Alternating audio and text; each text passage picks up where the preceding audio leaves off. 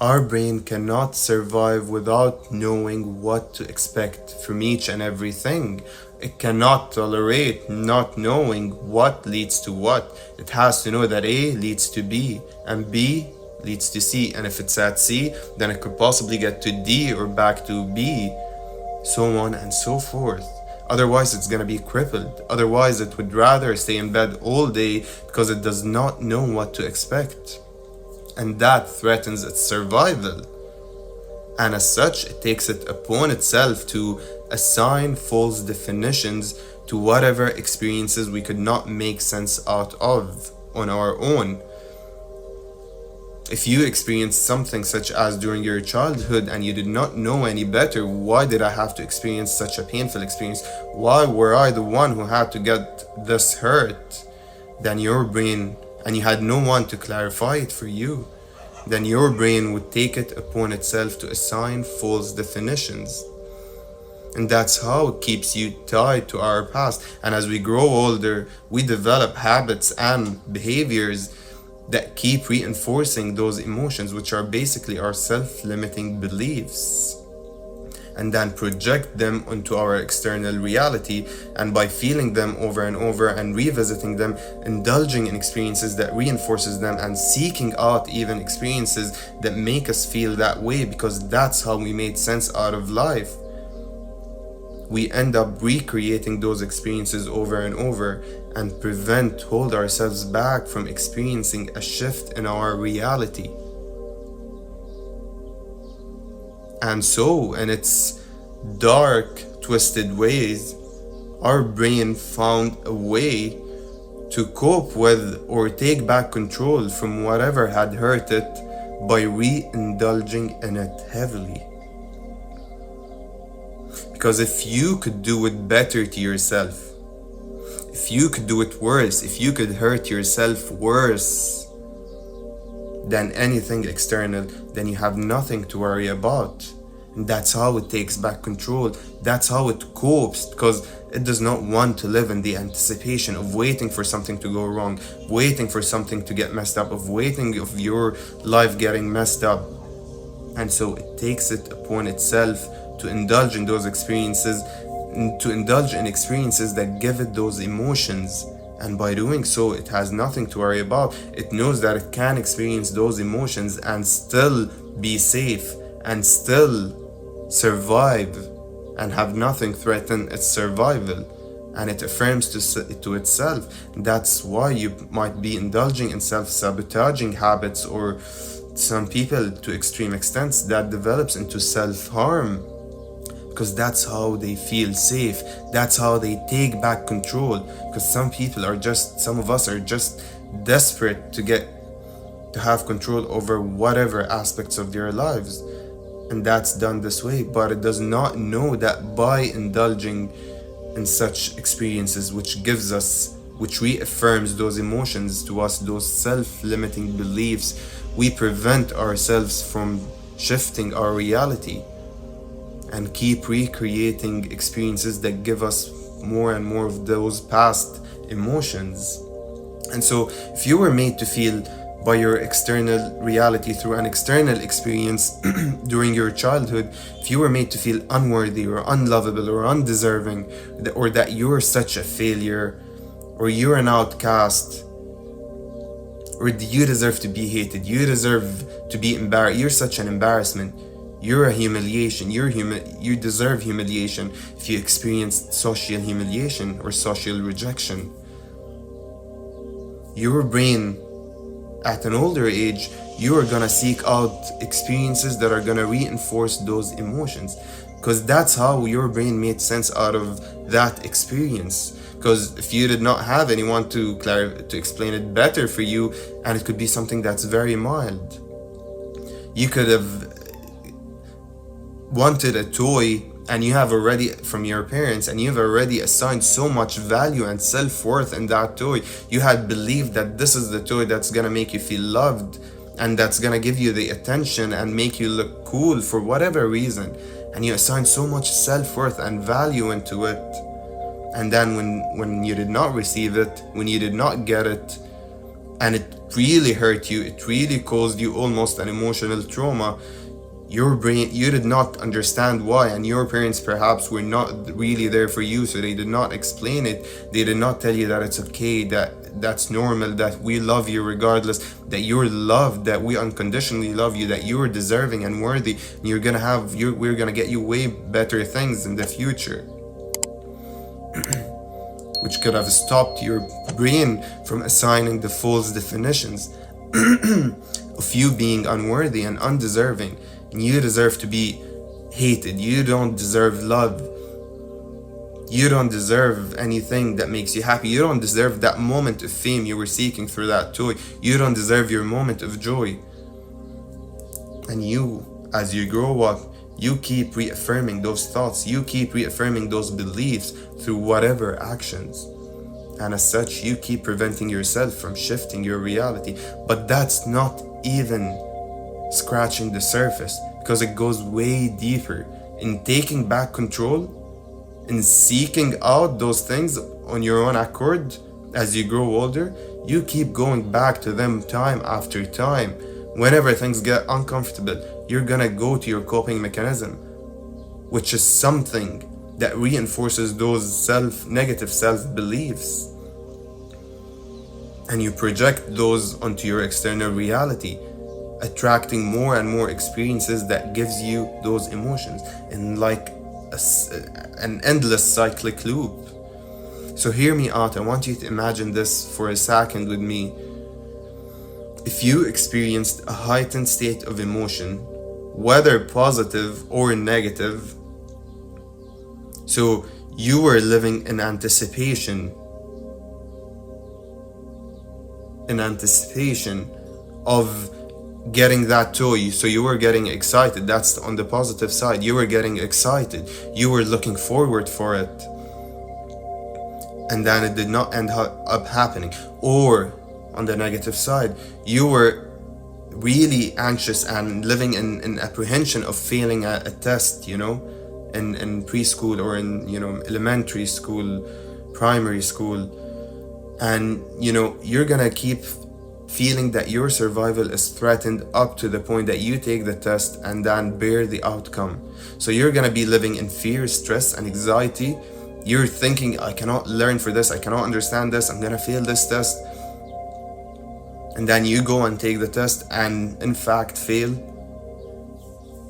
All this time you're living in anticipation, you're living in fear, you're living in stress.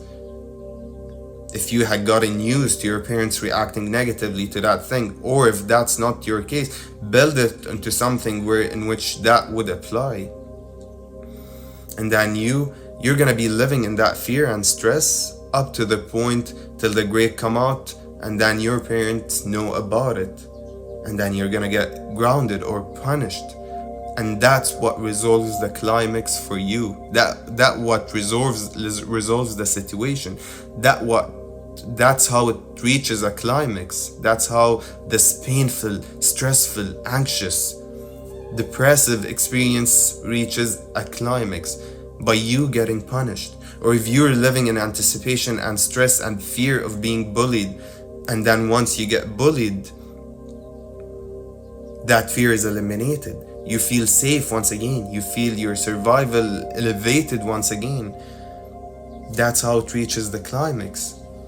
Then you could imagine what neural pathways your brain is creating there. That's how it's gonna take back control. That's how it knows how to be safe. Anytime you experience discomfort, you experience uncertainty in life, you're in anticipation, you're excited for something, but you're going into the unknown, you don't know your life is about to change. It takes you back there. You're gonna start punishing yourself. You're gonna start seeking out experiences that makes you feel punished or worthless or helpless or bullied. You're gonna bully yourself into an experience that gives you those emotions. And when you get those emotions and start identifying with them once again, you project them onto your external reality and prevent whatever shift that might have been happening. You might have been on the verge of a breakthrough many times before, but by re-indulging in those, because When you're about to have a breakthrough, that's when it gets the most intense. That's when you're so anxious. That's when you don't know what to expect. And guess where your brain is gonna take you? Back to your coping mechanisms, which are self-indulging in experiences that reinforces your self-limiting beliefs and self-limiting paradigms, and consequently shifting you out of alignment from that shift or breakthrough that you were about to experience, and rather recreating experiences that suits your past, that gives you those same emotions of being humiliated, of being embarrassed, of being a failure, of being worthless, of being a loser, of being undeserving, of being unlovable. You're gonna go seek out that toxic relationship because it's gonna give you that emotion, or you're gonna simply manifest it. You're gonna attract it out of nowhere by indulging in those habits and behaviors, or you're gonna directly go seek it out, and that's how it works. And that's how, you're gonna live in that bubble of yours, recreating experiences of your past. But it has to stop at some point, and that point is when you realize that those are all were simply false constructs. Your brain created false definitions on no grounds, on no basis whatsoever, just to make sense out of life, because you could not make sense out of that experience. It had to make sense for you, and it has no inputs other than what it experienced, other than the emotions it experienced, other than what it made it feel. And that translates into you being unworthy or you undeserving. Yes, that did not happen to me because I'm unworthy or undeserving. I'm a failure. That's why I deserve to be hated. That's why that happened. I deserve to be humiliated. That's why that happened. Now it makes sense. Okay, that makes sense. If that's who I am, sure, I could experience this and keep going on living. But it has to assign such definitions. And once you realize them, once you become aware of those as false constructs, now you can start taking back control, really taking back control, not the type of control of re-indulging in those self-limiting beliefs. Now you can revisit all of the times you've been hurt, revisit some of the times you've been hurt. Go deep into your thought and imagination. Imagine yourself, imagine what you were feeling, feel what you were feeling at that point, and then change it. Simply change your past. Say the things you wish to say at that point. Experience from first person everything and yell out, curse out, swear, whatever you wanted to say, and react however you wanted to react from first person point of view.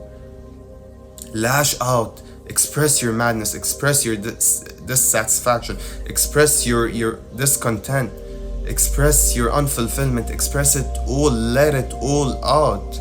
And then from a second person point of view, give yourself the love you wanted at that point. Give yourself that toy, give yourself the good parenting, give yourself a pat on the shoulder, give yourself that kiss, give yourself that reassurance.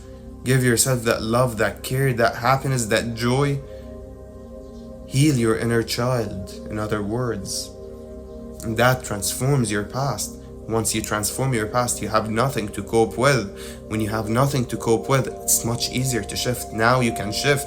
You're not always circling back to those self-limiting beliefs and habits and practices and behaviors.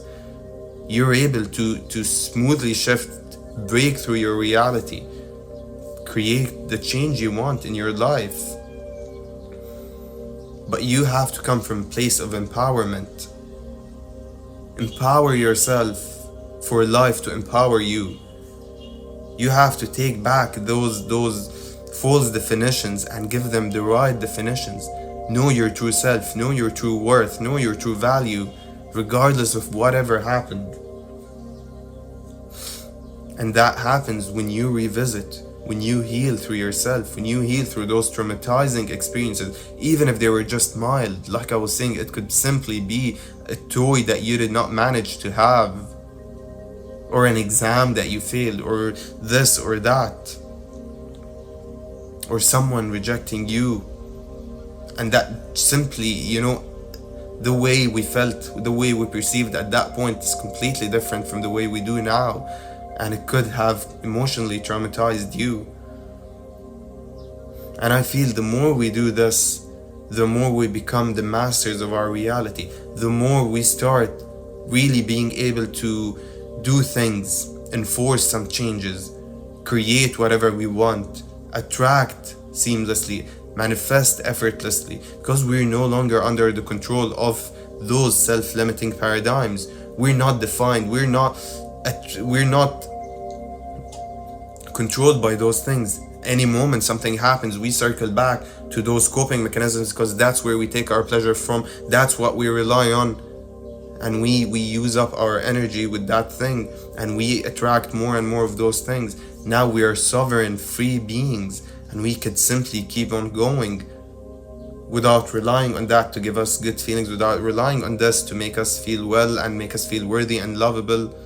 And so you master your life, you master your brain, you master yourself, you master reality.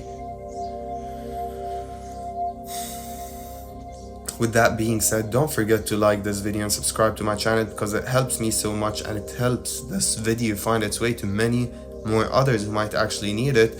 And thank you so much for tuning in to another video by AF's Conscious Frequency. I hope you learned something new.